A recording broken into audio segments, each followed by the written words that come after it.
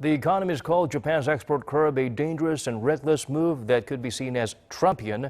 A Japanese expert also criticized his own country's decision as a self-harming measure. Mok-yeon zooms in on these comments. Britain's weekly magazine The Economist said the trade dispute between Seoul and Tokyo has Trumpian echoes with the potential to be as damaging as Washington's trade dispute with Europe and China.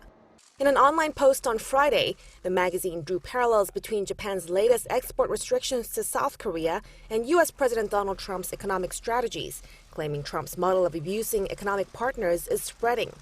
The magazine said Japan's measures are self-harming as well as economically short-sighted and reckless. Saying that Korean companies are the most dominant memory chip manufacturers in the world, it said Japan's export restrictions would deal a big blow to the global supply chain.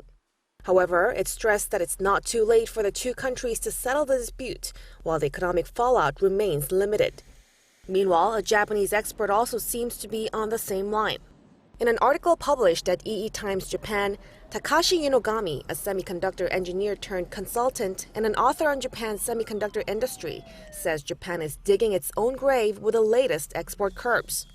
He said that by restricting exports of key chemical materials to South Korea, Japan has already done irreparable harm to the global electronics industry at a price that is both incalculable and unnecessary. Yunogami also added that if global South Korean firms such as Samsung Electronics, SK Hynix, and LG Display reduce their usage of materials from Japan and find local replacements, Japan will have to face the damages, and that the eventual backlash will hit Japan and undercut its competitiveness. Mok-yeon, Arirang News.